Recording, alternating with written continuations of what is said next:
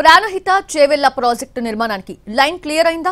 కాళేశ్వరం పనికి రాదని నిర్ధారణకు వచ్చిన కాంగ్రెస్ సర్కార్ ఇప్పుడు తుమ్మిడిహెట్టి దగ్గర బ్యారేజ్ నిర్మించేందుకు ప్రయత్నాలు ప్రారంభించిందా? సీఎం రేవంత్ సైతం త్వరలోనే మహారాష్ట్రకు వెళ్లి అక్కడి సీఎంతో బ్యారేజ్ నిర్మాణానికి సంబంధించి చర్చలు జరపనున్నారా?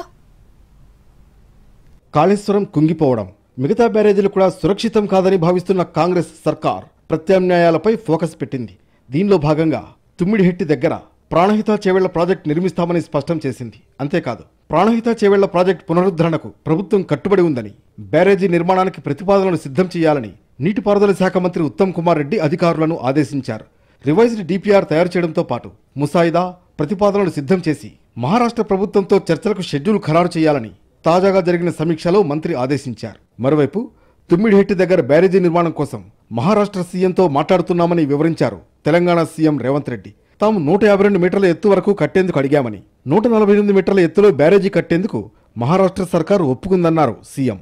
బ్యారేజీ నిర్మాణంతో ఆదిలాబాద్ జిల్లాలో లక్షల ఎకరాలకు నీరందిస్తామని సీఎం రేవంత్ రెడ్డి ఇటీవలే స్పష్టం చేశారు. తొందరలోనే మహారాష్ట్రకు వెళ్తా, అక్కడ ముఖ్యమంత్రిని కలుస్తా. తుమ్మిడిహెట్టి దగ్గర 152 మీటర్లకు మనం అడిగినాం.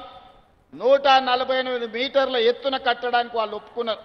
ఏదో వయా మీడియాగా 149 150 మీటర్ల ఎత్తున తుమ్మిడిహెట్టి దగ్గర ప్రాజెక్టు, గోదావరి ప్రాణహిత చేవెళ్ల ప్రాజెక్టును కట్టి ఆదిలాబాదు జిల్లాకు 1.5 2 లక్షల ఎకరాలకు నీళ్లు ఇస్తాం.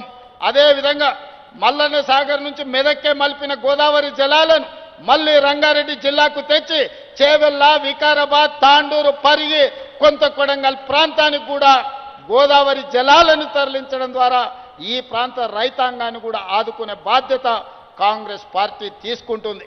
ప్రాణహిత చేవెళ్ల ప్రాజెక్టు గురించి ఇప్పటికే మహారాష్ట్రతో ఒప్పందం ఉండడంతో కొత్తగా డిపిఆర్ సిద్ధం చేసి ప్రాజెక్టుకు అనుమతులు తీసుకోవాలని ప్రభుత్వం నిర్ణయించింది.